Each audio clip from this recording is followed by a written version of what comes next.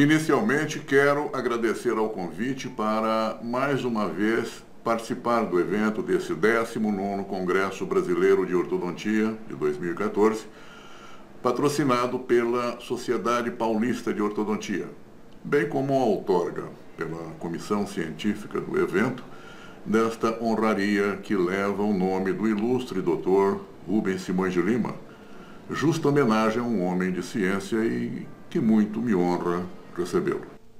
Observando a grade científica, fica evidenciada a ampla oferta de recursos oferecidos por ministradores estrangeiros e colegas nacionais, todos do mais alto nível, praticamente abarcando os principais temas da ortodontia que fazem parte do cotidiano clínico.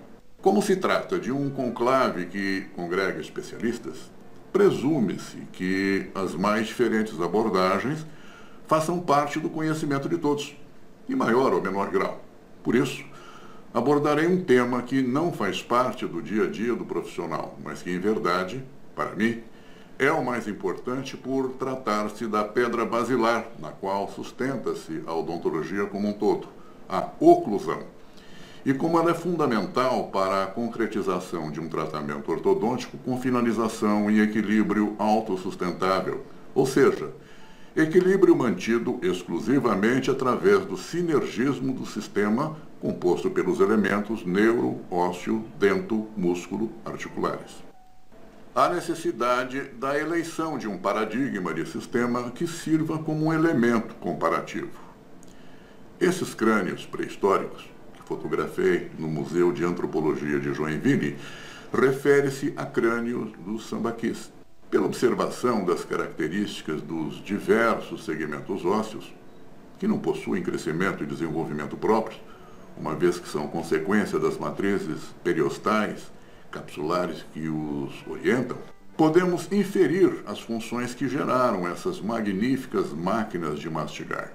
Esse esquema oclusal tem manifestação espontânea e adequada à concretização da função para a qual esse sistema existe, ou seja, mastigar. Sempre é bom lembrar que nunca a natureza diz uma coisa e a sabedoria outra. Lícito, portanto, concluir que a responsabilidade pela manifestação desse sistema é o Criador. Ponto. Mas, como em tudo em ciência deve obedecer a uma metodologia com um objetivo próprio, materializa-se um protocolo terapêutico que procura pôr ordem nos procedimentos, classificando-os e procurando uma resposta pela análise das leis nos quais se baseiam. Naturalmente, inicia-se pelo diagnóstico do sistema, analisando o sinergismo de seus constituintes e equalizando os ângulos funcionais mastigatórios planas com os meios adequados, incluindo os ajustes oclusais, que permitirão a adequação dos contatos após as movimentações dentárias. No diagnóstico do sistema, precisamos identificar as bases ósseas e suas relações, lançando mão de cefalometrias. Do diagnóstico morfológico, empregando o método sintomatológico quinatostático planas, acompanhado do diagnóstico funcional, com o articulador semi-ajustável.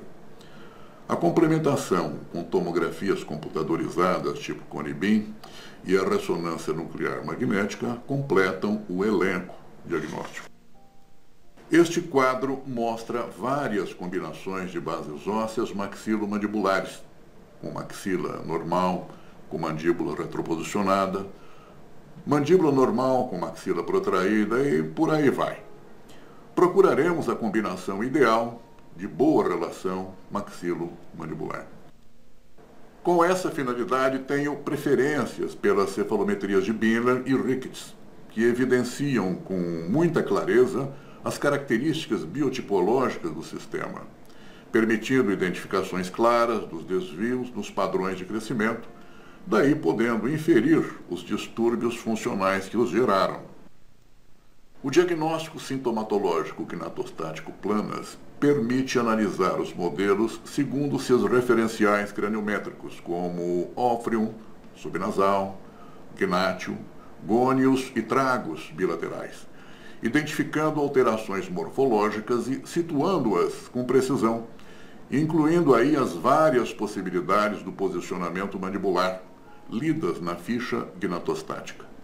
São informações extremamente relevantes a respeito das características do plano oclusal, lidas tridimensionalmente, além de possíveis desvios de forma e, a partir desta identificação, inferir as alterações funcionais que as geraram e que permitirão definir um caminho terapêutico.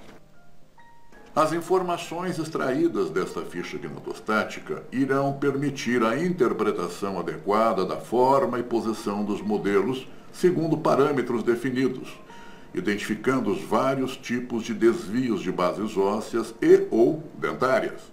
A leitura inicial permite análise do posicionamento e dimensões lineares e angulares da mandíbula segundo parâmetros craniométricos, e cujos resultados da terapia podem ser analisados e interpretados por uma segunda tomada de mensurações, empregando a mesma ficha, em uma superposição de traçados. Detalhes gráficos nesta ficha permitem a superposição dos modelos, relacionando-os milimetricamente aos referenciais craniométricos, e dele colhendo informações relevantes para o diagnóstico de forma e seus desvios, associando-as às funções correspondentes.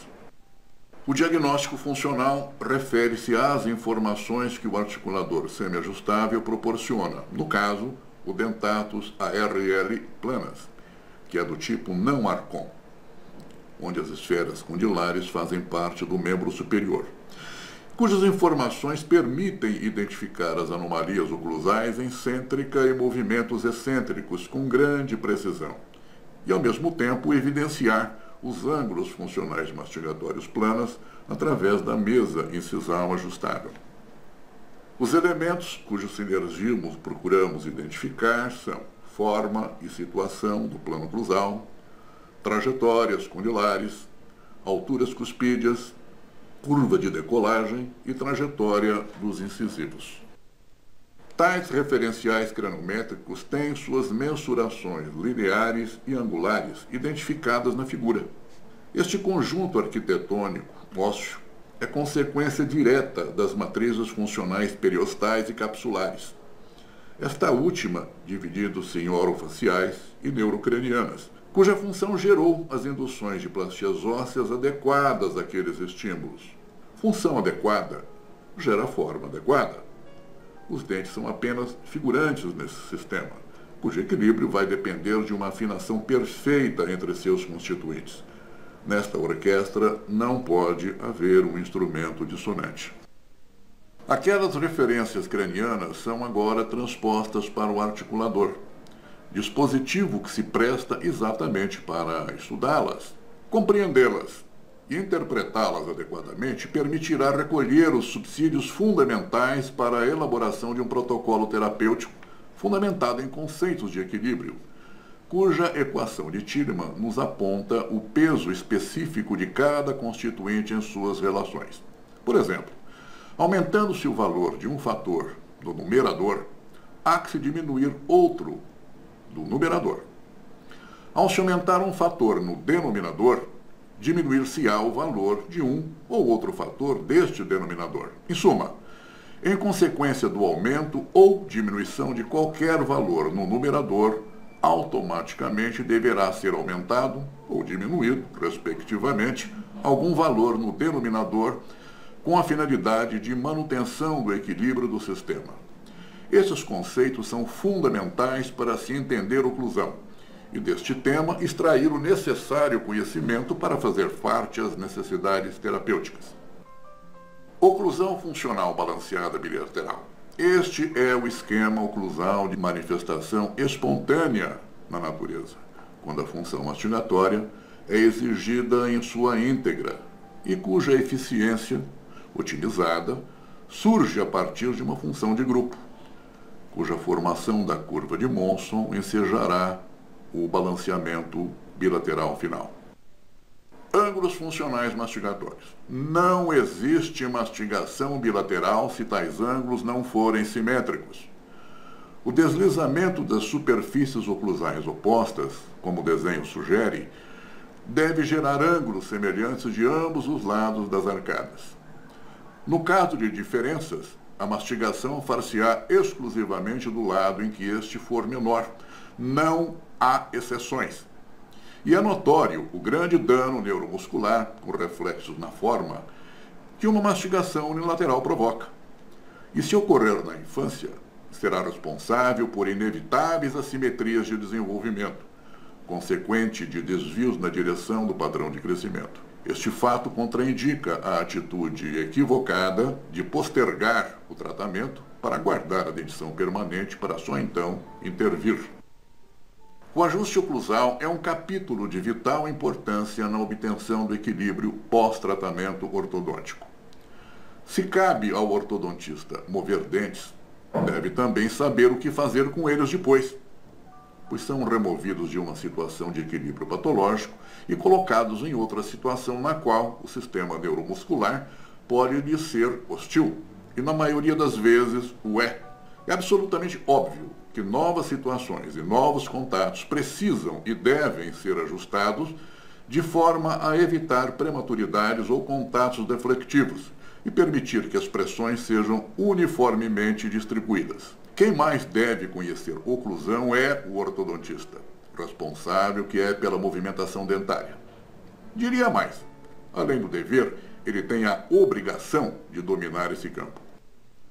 A foto mostra exemplos de marcação por carbono na evidenciação dos contatos dentários durante ajustes oclusais. Os diversos tipos de contatos podem ser lidos e interpretados pela forma dos vestígios que deixam nas superfícies de esmalte. Costumo empregar fitas de carbono Bausch BK1 de 200 micras de espessura. Passemos agora aos comentários sobre alguns casos clínicos. Trata-se de paciente padrão facial 2, perfil acentuadamente convexo, exibindo uma classe 2 divisão 1 do lado direito e classe 1 de ângulo do lado esquerdo, com sobremordida e desvios de linha média para a direita. Isto resumidamente.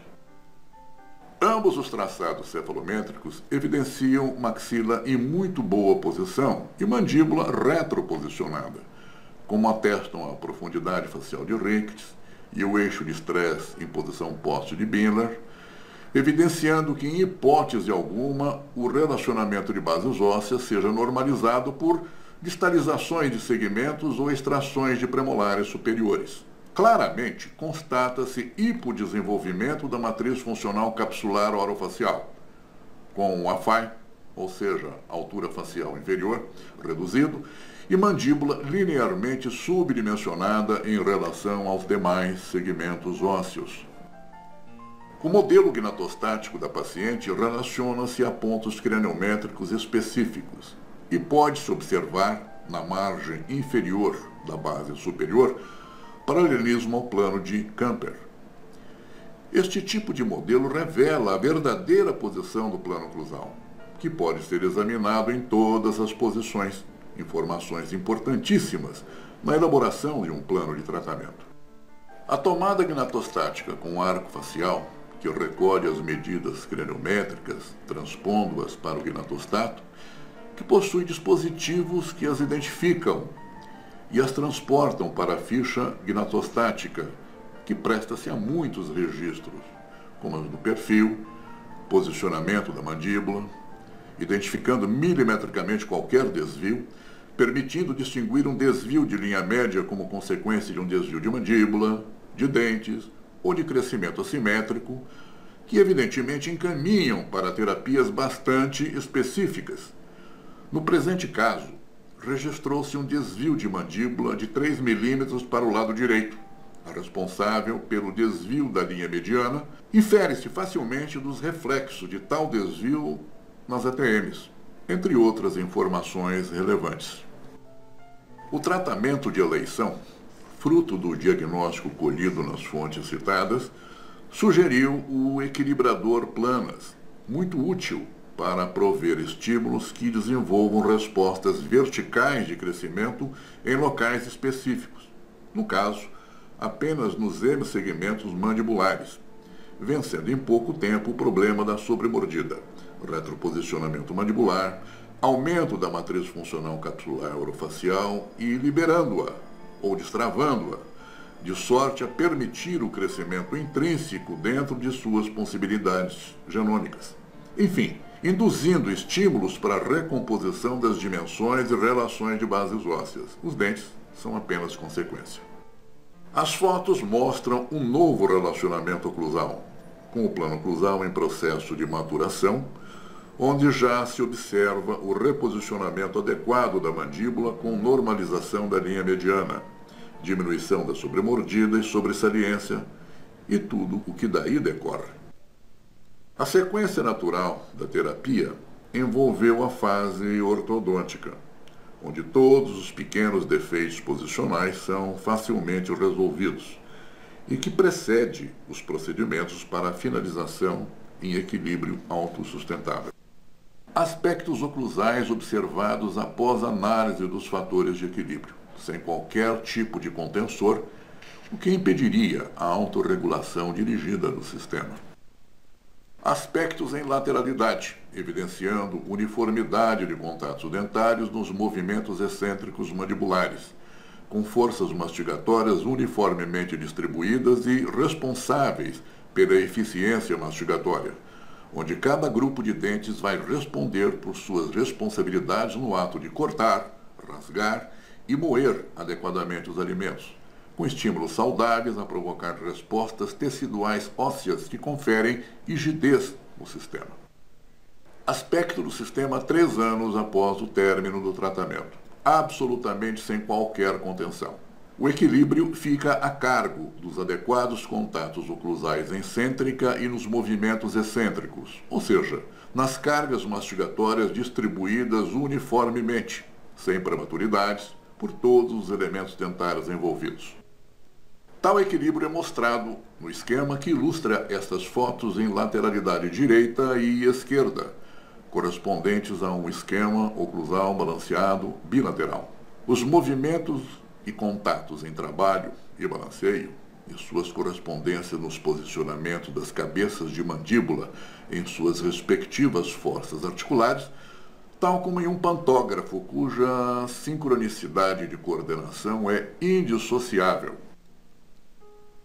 Os movimentos de lateralidade, mostrados nessas fotos, exemplificam os contatos em trabalho e balanceio, cujo esquema mostramos no slide anterior. No lado de trabalho esquerdo, por exemplo, os contatos das cúspides vestibulares e linguais dos inferiores, pelas suas vertentes disto-vestibulares, contatam com as cúspides vestibulares e linguais dos superiores, pelas suas vertentes mesiolinguais. Isto provoca forças centrífugas na hemimaxila esquerda e hemimandíbula direita, devidas à direção e sentido dos toques em ambos os lados. Da mesma forma, o lado de balanceio exibe contatos das cúspides vestibulares dos inferiores, pelas suas vertentes mesiolinguais, contra as cúspides palatinas dos superiores pelas suas vertentes disto-vestibulares, provocando forças centrípetas na hemimaxila direita e hemimandíbula esquerda. O efeito cruzado desses toques, de ambos os lados, será o responsável pela manutenção adequada do perímetro dos arcos opositores. A mesincisão ajustável indica que os ângulos funcionais mastigatórios são semelhantes, permitindo a bilateralidade fisiológica da mastigação. Este segundo caso clínico mostra o resultado após a mecanoterapia ortodôntica e parece ter atingido um resultado muito bom, excêntrica. Porém, quando nos movimentos de lateralidade, evidencia o total descompasso entre forma e situação do plano oclusal com as trajetórias condilares, alturas cuspídeas, trajetória dos incisivos e curva de decolagem, além de ângulos funcionais mastigatórios díspares. Ou seja, um completo desequilíbrio oclusal que, se assim terminado, fatalmente provocaria recidiva. Colocar contenções em tal situação, verdadeiro disparate, somente iria postergar as sequelas inevitáveis de desequilíbrio oclusal pós-tratamento. Observe-se agora o mesmo caso após o procedimento de normalização dos segmentos de equilíbrio. Os passos para ajustes oclusais são mostrados no articulador semiajustável Dentatus, que servem como um guia de procedimento. As fotos em lateralidades evidenciam, agora, o absoluto sinergismo de ação entre os fatores de equilíbrio. Estes serão os responsáveis pela autossustentabilidade de resultados, sem necessidade de contenções. Este caso seguinte, uma classe 2, divisão 1, esquelética em pessoa adulta, segue o mesmo princípio de análise crítica. Observado em situação estática, parece-nos um resultado muito bom. As 6 chaves de oclusão de Andrews estão presentes, porém, as lateralidades evidenciam total desequilíbrio entre os fatores, que provocariam inevitáveis recidivas caso fosse essa a finalização. Este caso, após procedimentos para equilíbrio oclusal, agora evidencia nos movimentos de lateralidade todos aqueles contatos adequados a que já me referi. Cada grupo de dentes tem sua responsabilidade na eficiência do ato mastigatório, fisiologicamente equilibrado e bilateral, permitido pela sincronicidade dos ângulos funcionais mastigatórios planas. O mesmo caso clínico 17 anos depois de finalizado, sem qualquer contenção, e evidenciando a autossustentabilidade do sistema quando compreendido segundo leis de equilíbrio. Terminaria repetindo o que já escrevi, que toda ciência, para definir-se como tal, deve necessariamente possuir um objetivo próprio, assim como definir suas bases, tendo em vista uma metodologia específica. Em decorrência, ela vai distinguir-se do conhecimento vulgar, porque procura pôr ordem nas coisas, classificando-as. E, além disso, tem a preocupação de procurar uma resposta pela análise das leis que as regem. Tendo-se conhecimento das leis naturais, a ciência desempenha 2 funções. Primeiro, teórica, que nos explica e liberta do imprevisto e ininteligível. E depois, uma função prática, porque permite-nos prever os fenômenos pelo conhecimento das leis. Faço um convite aos colegas que se interessarem para que visitem o site e o grupo Ortolink no Facebook, onde vídeos de casos clínicos são analisados e comentados. Serão bem-vindos.